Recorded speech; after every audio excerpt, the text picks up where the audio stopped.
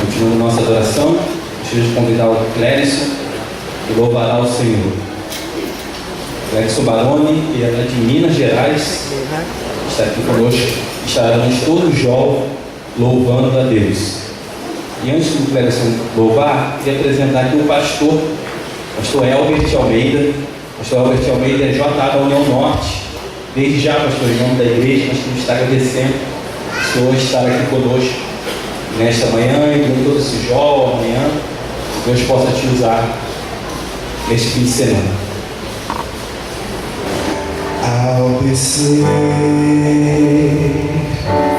sobre nós o poder do Santo Espírito de Deus, o nosso ser, nossa voz com poder proclamará os atos seus. O mundo há de ouvir que Jesus irá voltar com poder e grande glória reinar. O Espírito de Deus, através do nosso amor, levará a todo mundo Cristo Salvador.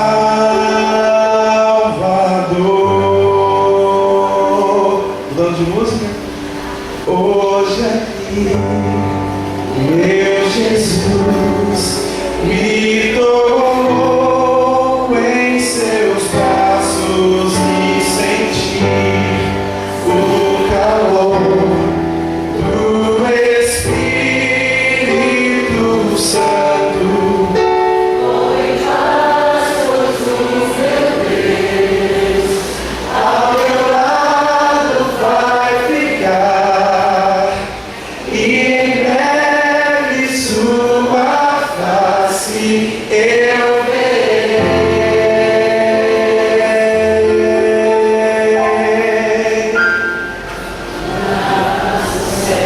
Muito bem, nós vamos mudar de música. Em paz eu vou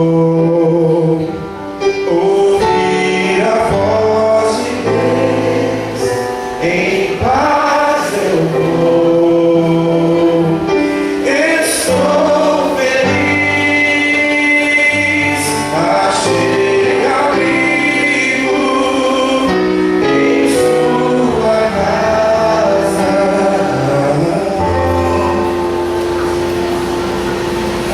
em paz estou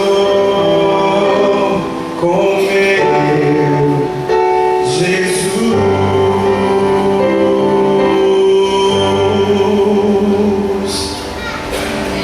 Que a graça de Jesus, o amor de Deus, o Pai, e a comunhão do Espírito em nós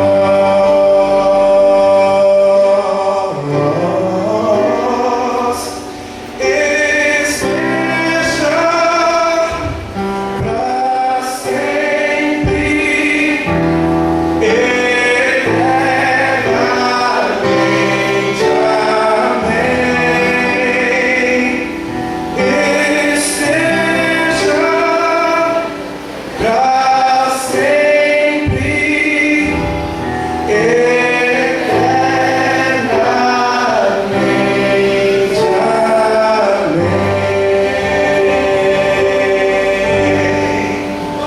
Amém. Amém? Mas não acabou. Não é média. Essa música, ela marcou a minha infância, porque eu estudava na escola adventista, sabe, professor? E foi lá que eu aprendi muitas coisas sobre valores da família. E num dos programas que nós tivemos, o meu pai tocou essa música para eu cantar, e foi uma música que marcou a minha vida. E eu tenho certeza que deve ter marcado a sua de alguma forma. E você vai cantar comigo. Se algum dia você vir um pingo de chuva a rolar na janela e sorrir, saiba então que não há nenhum pingo de chuva igualzinho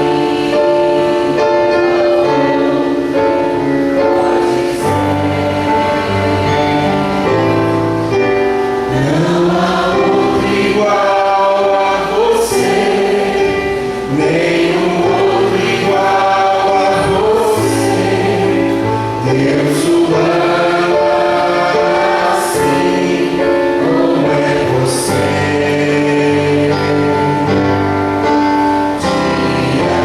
Diante do nosso Deus, você é muito especial. Deus ama assim como é você. Marcou a sua vida de alguma forma? Vocês se lembram dessa música?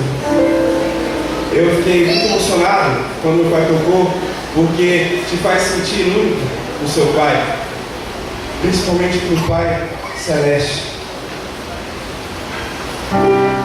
Olha o mundo ao redor, Deus conhece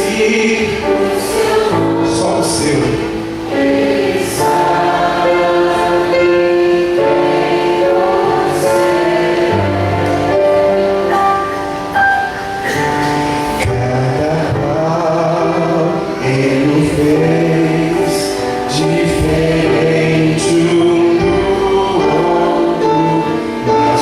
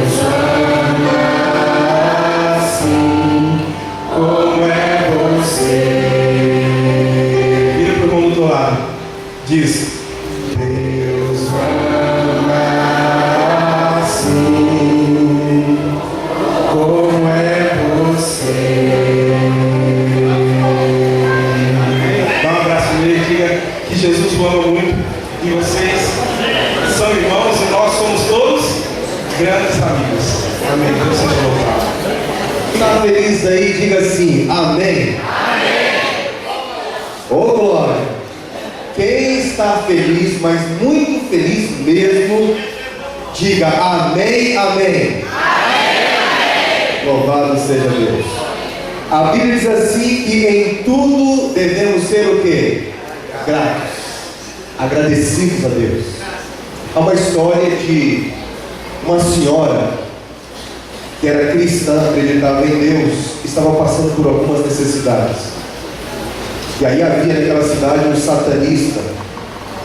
E quando o satanista ficou sabendo que ela estava passando por algumas necessidades, chamou o seu secretário e disse assim: eu fiquei sabendo que há uma mulher aqui nessa cidade que acredita em Deus, está passando por algumas necessidades. Eu quero que você vá ao supermercado, eu vou te dar um dinheiro aqui agora, e eu quero que você compre de tudo o que uma casa precisa. Compre todos os mantimentos para o mês, comida, materiais de higiene pessoal, tudo. Mas compra tudo mesmo, não falte nada. E você vai levar essa compra para essa mulher. E quando você bater na campainha da casa dela, ela vai abrir a porta. Quando ela abrir a porta, ela vai ver os mantimentos, todas as caixas do supermercado em frente à casa dela. E ela vai fazer uma pergunta para você. E quando ela perguntar: quem foi que enviou isso para mim? Você vai dizer assim: foi o diabo. Ele foi, comprou tudo o que podia. O secretário satanista colocou as caixas em frente da calçada, bateu a campainha da casa daquela mulher. E quando ela abriu a porta e viu aquelas caixas espalhadas na sua calçada, ela abriu um sorriso no canto das orelhas e foi em direção às caixas. E pegou a primeira caixa, levou para dentro de casa. Voltou correndo, pegou a segunda caixa, levou para dentro de casa. E ela ia e vinha, ia e vinha. Finalmente, já um pouco cansada, mas não menos feliz, com um sorriso ainda no canto das orelhas, levou a última caixa.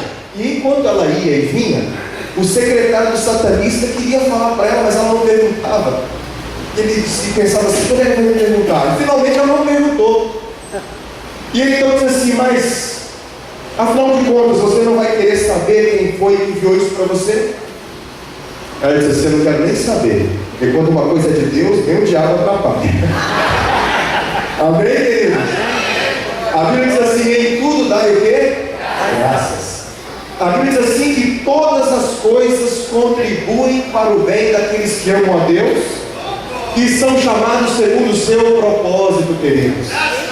Então, seja na dificuldade, seja na alegria, seja na festa, seja no momento de solidão, diz a Bíblia assim que tudo contribui para o bem daqueles que amam a Deus e são chamados segundo o seu propósito. Por isso, querido, talvez nesta manhã haja alguém aqui que esteja triste por alguma coisa que aconteceu durante essa semana. Agradeça a Deus. E se você é um filho de Deus, isso não aconteceu por acaso. Deus permitiu que acontecesse por algum motivo. Isso vai contribuir para o seu bem. Deus deseja que nós percamos os nossos entes queridos? Não. Deus deseja que haja alguma desavença na família? Também não. Mas Deus contribui para a nossa felicidade, sempre, em todos os momentos. Como eu disse ontem, Jesus está aqui nesta igreja. Eu tenho a certeza absoluta que Deus está aqui agora. E quando nós nos deparamos com Jesus, inevitavelmente nós nos deparamos com três realidades incontestáveis. A primeira realidade incontestável: quando nós estamos diante de Jesus, Jesus está aqui agora, e eu e você, nós estamos diante de Cristo, nós nos deparamos com a verdade do seu perdão e da sua graça. Há alguém aqui nesta manhã que se sente muito pecador? Há Há alguém aqui que não está conseguindo vencer a sua propensão para o pecado? Talvez haja alguém aqui, uma mãe, que sente que o inimigo tem se aproximado dos seus filhos, tentando destruir a vida espiritual dos filhos. Há alguém aqui que se sente desanimado, longe de Deus? Eu tenho uma boa notícia para você, meu querido amigo. Você nesta manhã está diante de ninguém menos do que o Senhor Deus, que é Salvador. Jesus, Ele é Salvador. Esta é uma verdade que ninguém pode contestar. Quer acreditemos nisso ou não, quer concordemos com isso ou não, não importa. Jesus é Salvador. E todo aquele que precisar ser salvo por Jesus nesta manhã, poderá ser salvo pela graça de Jesus. Você está diante do perdão e da graça. Não importa quão longe você tenha ido, o que você tenha feito no passado, ou o que você tenha feito há algumas horas atrás, você pode ser perdoado por Jesus. Essa é a boa notícia. A segunda verdade incontestável: eu e você não poderemos sair da igreja hoje sem tomar uma decisão. Nós temos que sair desse jogo com uma decisão tomada. Não dá para ficar e não poderemos ficar em cima do muro. Nós temos que tomar a decisão de quem é que nós vamos adorar. Mas como assim, pastor? O senhor está aqui numa igreja de colégio, e nós estamos aqui num jogo, estamos aqui jejuando, estamos orando, e o Senhor nos pergunta quem é que nós queremos adorar? Quem é que nós vamos adorar? Deixa eu fazer uma pergunta, queridos irmãos. Será que é possível alguém ser membro batizado de uma igreja, ou de uma determinada denominação religiosa, e ainda assim, pensando em estar adorando a Deus, estar adorando ao inimigo de Deus? Será que isso é possível? Nós estamos diante de um Deus. A primeira verdade incontestável: Jesus é Salvador, não é isso? A segunda verdade incontestável: Jesus é Senhor. Ora, queridos, se essa é uma verdade que ninguém pode contestar, porque não se preocupa em dizer que Ele é Senhor, Ele é. Jesus é Senhor. Ora, se Jesus é Senhor, então nos basta tomar uma decisão se vamos reconhecê-lo como Senhor ou não de nossas vidas. Jesus estava numa sinagoga. Nós vamos ler a passagem bíblica. Aliás, vamos ler, aproveitando esta oportunidade, vamos ler o que está aí registrado no capítulo 1 do Evangelho de Marcos. Capítulo 1, verso 21 em diante. Jesus, Ele é Senhor. Ali estava Jesus numa sinagoga, estavam escribas e fariseus, publicanos e pecadores. E ali aquela audiência de Cristo tinha que escolher quem é que eles iriam adorar. Mas a terceira verdade importante que eu gostaria de abordar nesta manhã é que Jesus não é só Salvador, Ele não é só Senhor, mas Jesus também é um justo juiz. E hoje, todos nós que estamos aqui, nós estamos diante do justo juiz. Alguém aqui talvez pense que o juízo um dia vai chegar. Eu quero dizer para você o seguinte: se você pensa que o juízo um dia vai chegar, você está muito enganado, e eu também. Sabe por quê? Porque o juízo já chega. Nós estamos vivendo no período do juízo investigativo. Jesus está exatamente no santuário celestial, no lugar santíssimo, intercedendo pelo seu povo. E de acordo com aquilo que era uma figura no passado, lá no santuário terrestre, ou aqui no santuário terrestre, está acontecendo hoje.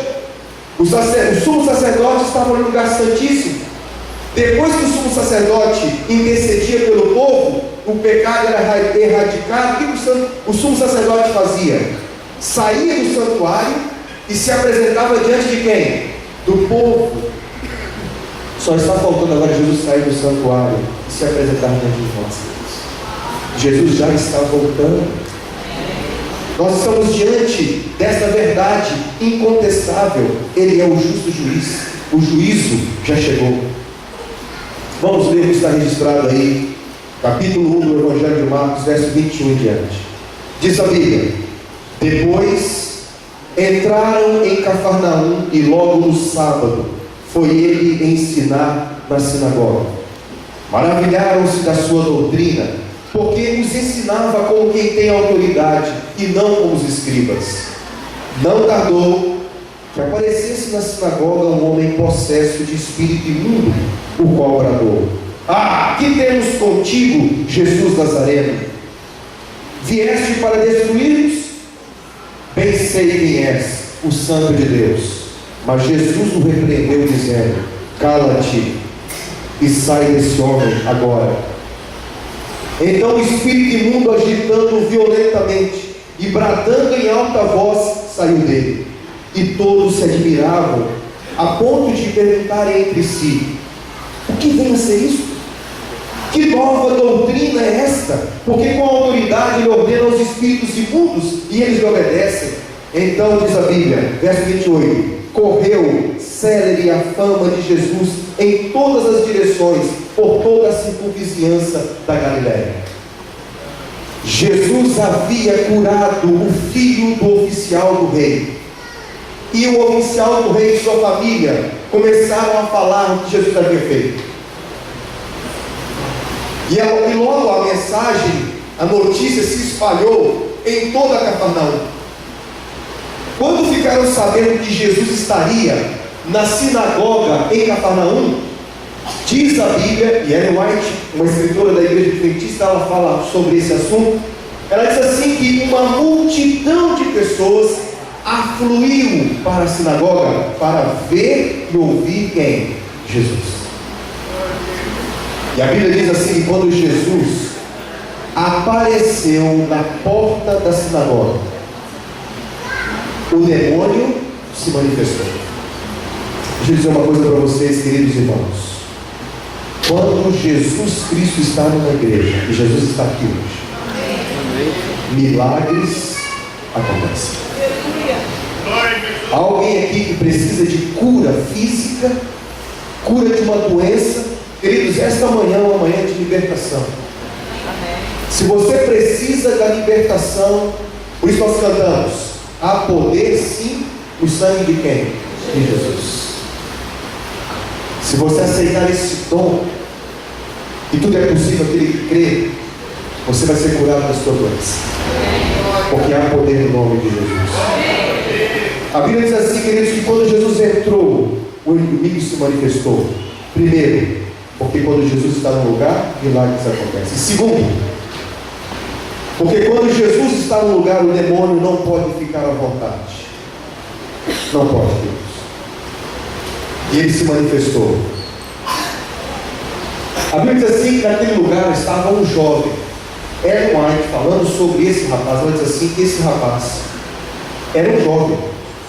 Talvez um jovem de 30 anos, não sei exatamente a idade dele, mas um jovem que tem passado por algumas dificuldades e dilemas, situações que você, jovem da igreja de colégio, está passando. Ele vivia uma vida muito parecida com a nossa, mas Ellen White diz uma coisa interessante, que esse jovem estava preso pelas garras de Satanás, mas ele frequentava todos os sábados a sinagoga, mas ele estava preso pelas correntes do preso. Ele estava preso por Satanás. Ele não conseguia se desvencilhar das garras que lhe prendiam. Ele até queria fazer as coisas corretas, mas não conseguia, mesmo sabendo que o que fazer era errado. Ele tentava, mas não conseguia. O inimigo era mais forte do que ele, mas ele estava lá. Ele tinha prazer em ouvir a palavra de Deus, ele queria fazer as coisas corretas, mas ele estava preso. E eu vou falar um pouquinho sobre isso na parte da tarde, sobre a tentação e como Deus ele aprisiona uma pessoa espiritualmente, ao ponto de ficar possessa. Mas o fato é, queridos, que esse jovem, ele sentia o desejo de ser liberto do poder do mal.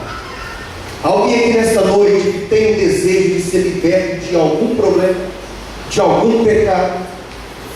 Pode ser que não, pode ser que você esteja vivendo as alturas da comunhão com Deus, como disse ontem. Se você hoje está vivendo as alturas da comunhão com Deus, eu quero dizer uma coisa: louvado e glorificado seja o nome de Deus pela sua vida. Você tem sido uma bênção. Mas pode ser, queridos, que haja alguém aqui nesta manhã que esteja lutando para fazer a vontade de Deus, mas tem vivido os mais profundos vales do pecado, mas é uma pessoa sincera. É alguém que, como Davi, cometeu um pecado, não consegue se libertar, mas precisa de um poder superior para se libertar completamente. Naquele momento estava aquele jovem ali. Eu imagino que no momento em que Jesus entrou na igreja, queridos, ele sentiu vontade de ser liberto, a ponto de falar. Só que a Bíblia diz que ao invés dele falar, o demônio o atropelou. Mas antes de falar sobre a atitude do demônio ter atropelado aquele rapaz e falado no seu lugar, eu quero dizer uma coisa: aquele jovem, diz Ellen White, ele tinha um pecado secreto. Ele tinha um pecado secreto. E ela diz assim que ele começou na sua vida de pecado, no início, através de inocentes extravagâncias. Será que há algum jovem aqui na igreja, ou algum irmão, ou alguma irmã que tem vivido a sua vida na igreja, experimentando algumas inocentes extravagâncias? Ela diz assim que quando ele começou na sua vida de pecado, foi através de inocentes extravagâncias. Mas diz ela assim: mas depois que ele cometeu o primeiro pecado, ele resvalou rapidamente e ele foi para o fundo do poço. E aí ele já não conseguia mais se libertar, ao ponto de ficar sob a influência do poder do mal. Eu vou falar um pouquinho sobre isso na parte da tarde. Ele estava sob a influência de um poder maligno. Diz a Bíblia então, queridos, que ele tinha uma prisão, uma cadeia que o prendia. Diz Ellen White, queridos, que ele tinha uma paixão dominadora. Esse é o termo que ela usa. Ele tinha uma paixão dominadora. Queridos, há pessoas que são capazes de viverem na igreja, virem ao culto na igreja, frequentarem as atividades da igreja, até participarem de algumas coisas na igreja, mas vivem uma paixão dominadora. Eu não sei que paixão dominadora é essa, Ellen White não fala, mas cada um de nós aqui pode ter uma paixão dominadora. E diz que esse rapaz viveu uma paixão dominadora e ninguém sabia. Há pessoas que são capazes de viverem uma paixão dominadora por uma noite inteira. Há pessoas que são capazes de viverem uma paixão dominadora por uma semana inteira. E há pessoas que são capazes de viverem frequentando a igreja e viverem uma paixão dominadora por meses e até por anos. A Bíblia diz que quando Jesus entrou na igreja, ele sentiu vontade. Diz a Bíblia, quando Jesus entrou, e Ellen White menciona assim, que um raio de luz penetrou as trevas da alma daquele rapaz. E pela primeira vez ele sentiu vontade de ser liberto do poder do mal. Eu não sei quanto tempo você tem vivido uma vida de consagração, e também não sei se há alguém aqui que esteja vivendo uma vida de depravação, mas o fato é que muitos não sentem essa necessidade até se encontrarem com Jesus, até se depararem com Jesus. E nesta manhã, queridos, eu e você, nós temos a oportunidade de reconhecer o nosso pecado e diante de Jesus pedir por libertação. Naquele momento, quando aquele jovem sentiu o perdão e a graça de Deus atravessar as trevas da sua alma, ele foi falar. Eu imagino que o desejo dele era dizer o seguinte: Jesus, filho de Davi, tem misericórdia de quem? De mim. Só que ele não conseguiu falar, sabe por quê? Porque ele estava sob o domínio de um poder maligno. Satanás já há algum tempo já estava dominando a sua vida. Satanás por algum tempo já era o rei da sua vida. É quem dominava os seus sentimentos, os seus gostos, os seus desejos. Quando ele foi falar, o demônio atropelou e gritou: "Ah, que temos contigo, Jesus Nazareno? Vieste para nos destruir? Bem sabemos quem tu és, o Santo de Deus." Queridos, o demônio, ele pode não reconhecer quem Deus é, mas ele sabe quem Deus é. Ele pode não reconhecer quem Jesus é, mas ele sabe que Jesus é o Filho de Deus. Isso não temos como contestar, que nem o próprio Satanás. Jesus disse: "Cala-te e sai desse homem." Queridos, deixa eu dizer uma coisa. Naquele momento, eu fico pensando na audiência de Cristo. Olha só os personagens dessa história da Bíblia. Ali estava Jesus, estava ali a congregação reunida, estava o demônio e o endemoniado. Jesus estava naquela igreja e o demônio estava completamente à vontade.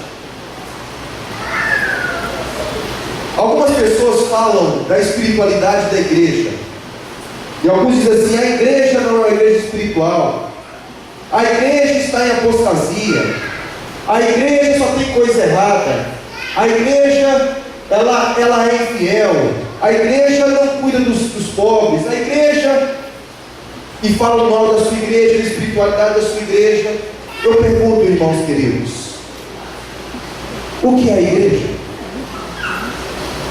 O que é a igreja? A igreja, por acaso, é o pastor?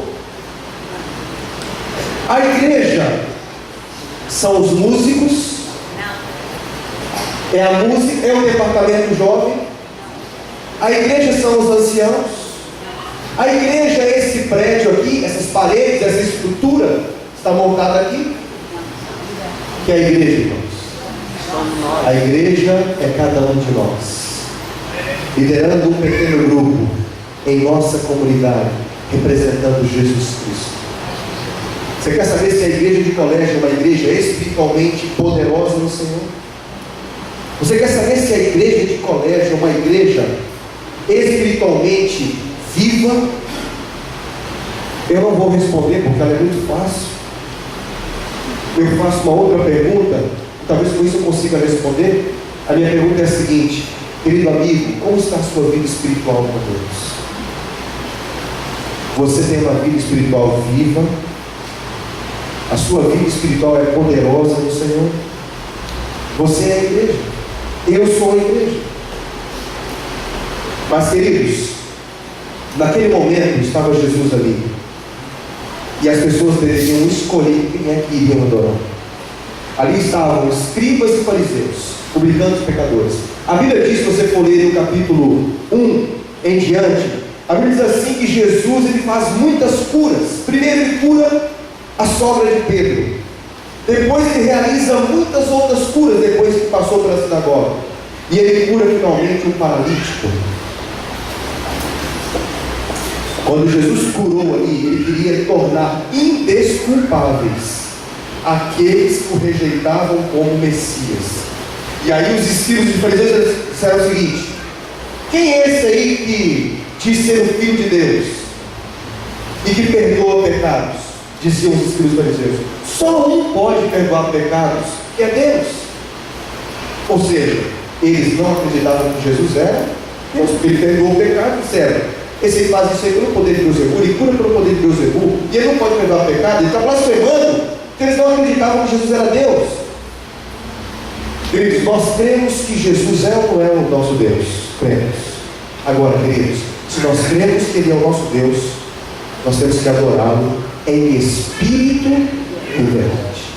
Não dá para dizer assim: olha, eu sou cristão, eu sou adventista, e não viver como cristão, como adventista. Ou eu sou, ou eu não sou cristão. O que você me diz de um jovem que ele canta no coral, e ele canta no culto jovem ou no culto divino. Eu quero ser fiel a toda prova. Ele canta isso, ele abre os seus lábios e diz: eu quero ser fiel a toda prova.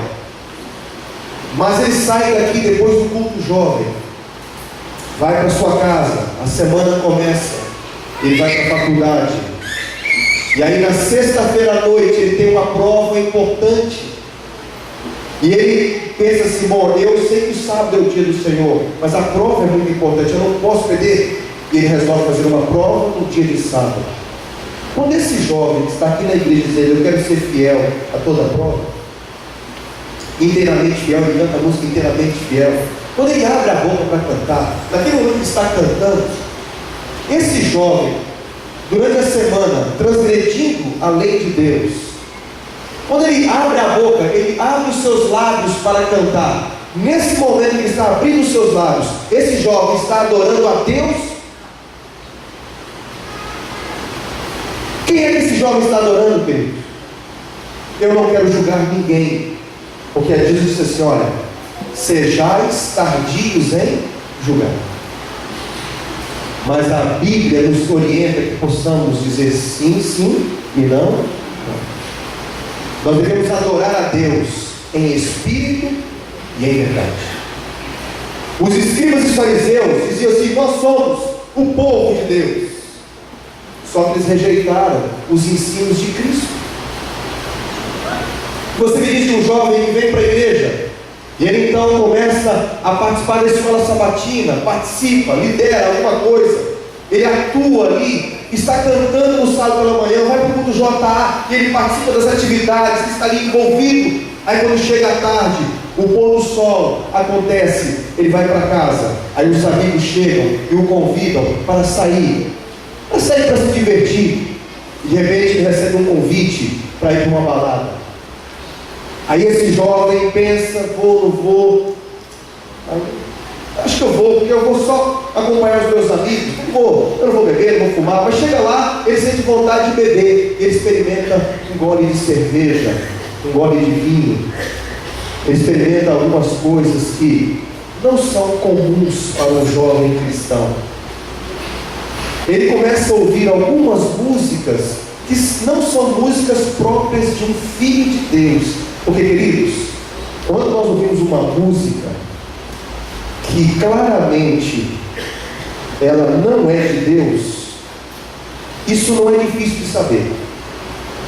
Talvez haja alguma área cinza em algum momento, mas tem músicas que claramente você sabe que não é música de filho de Deus, nem de jovem cristão. Aí você começa a ouvir aquelas músicas.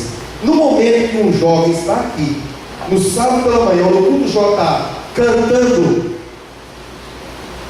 as músicas do CD jovem, ele está abrindo os seus lábios, mas ele tem frequentado baladas e outros ambientes, saído com amigos que fazem coisas que não são apropriadas para o jovem cristão. No momento que esse jovem está cantando, ele está adorando e está louvando a Deus.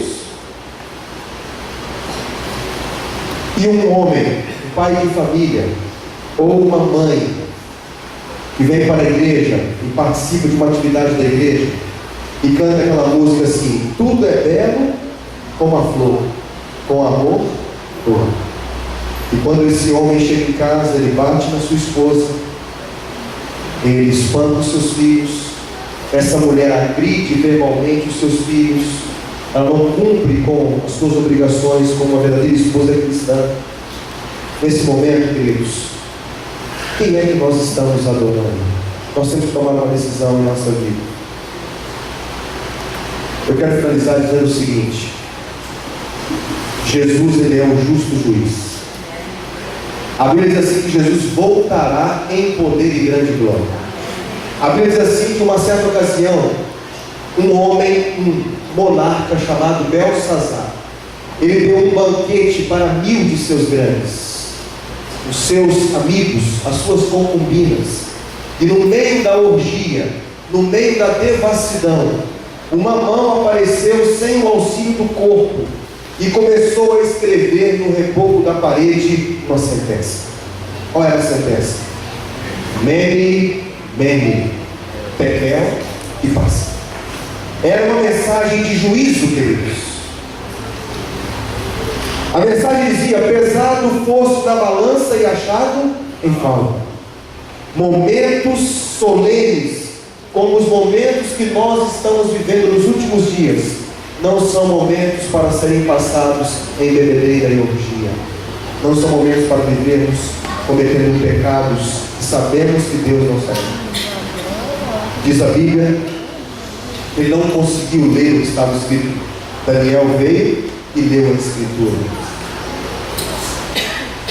Queridos, hoje Jesus quer que nós tomemos uma decisão.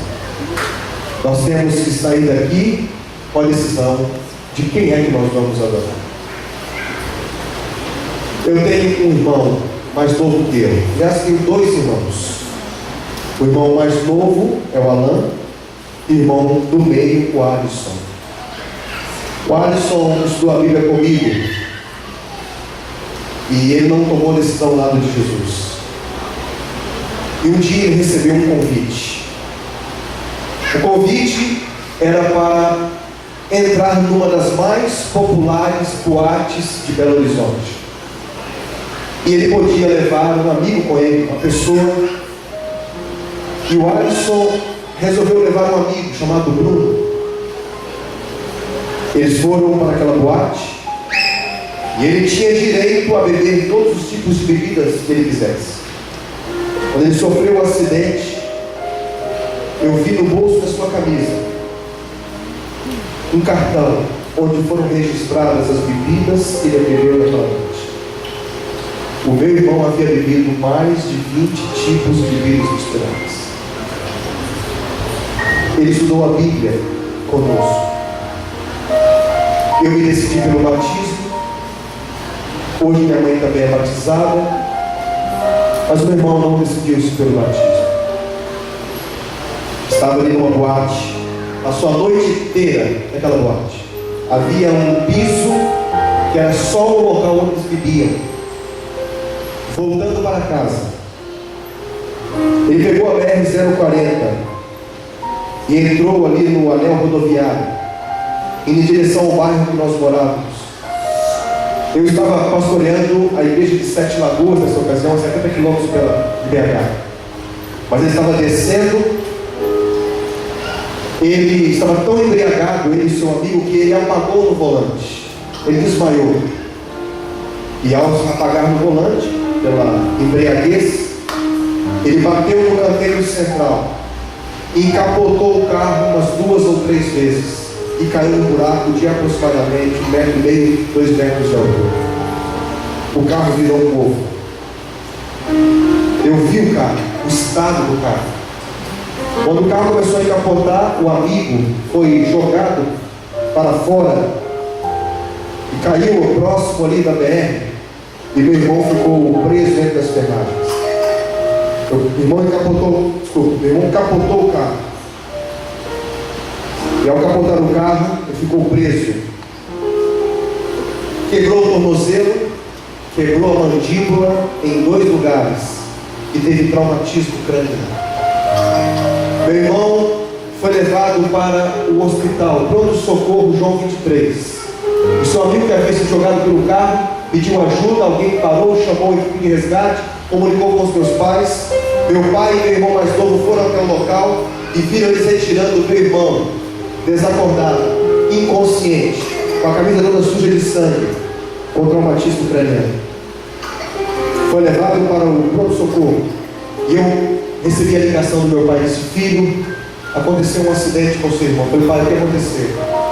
O Alisson estava voltando de uma festa, de um lugar, capotou o carro e ele está agora no pronto-socorro João 23. Eu falei: pai, ele está falando alguma coisa? Não, filho, está com traumatismo craniano. Eu já era pastor, trabalhava no distrito de Sete Lagoas, em Minas Gerais, e eu comecei a ficar muito angustiado. Uma angústia tomou conta do meu coração. Sabe por quê? Porque eu não podia responder a uma pergunta. Eu não conseguia responder essa pergunta. Se alguém me perguntasse assim: Elbert, se o seu irmão vier a falecer, se ele morrer, ele vai estar salvo? Eu não podia responder essa pergunta, porque naquela noite o meu irmão estava dentro de uma caverna muito escura. Ele estava dentro de um lamaçal, de um poço profundo. Ele estava sob o domínio do inimigo. E eu não podia responder essa pergunta. Querido amigo, eu não sei o que está se passando na sua vida. Eu sei o que está se passando na minha vida. Mas hoje, nesta manhã, nós temos a oportunidade de nos reconsagrarmos a Deus e pedirmos perdão pelos nossos pecados. E eu tenho motivos para pedir perdão a Deus, porque eu tenho falhado em alguns aspectos da minha vida e eu preciso ser perdoado nesta manhã.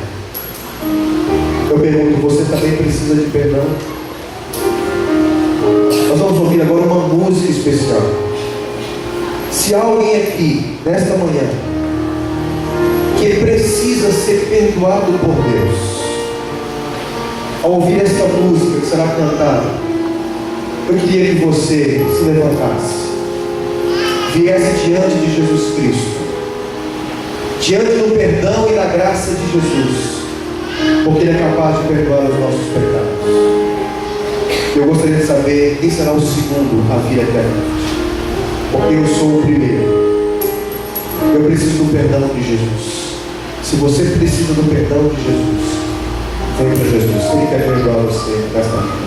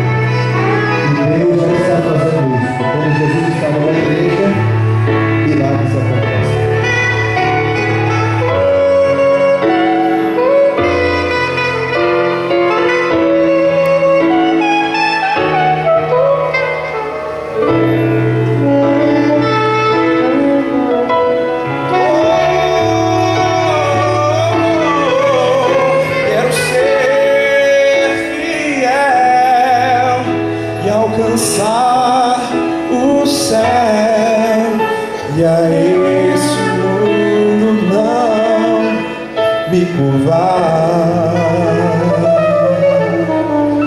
Traga nova unção e renova o perdão.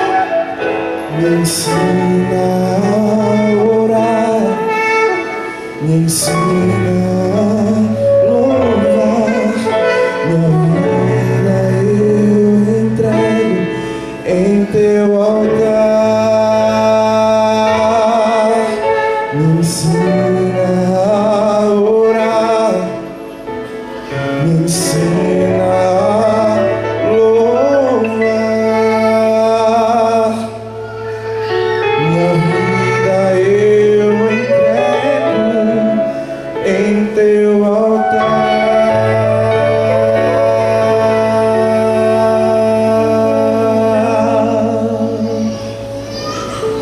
Querido Pai, ensina-nos, querido Deus, a orar.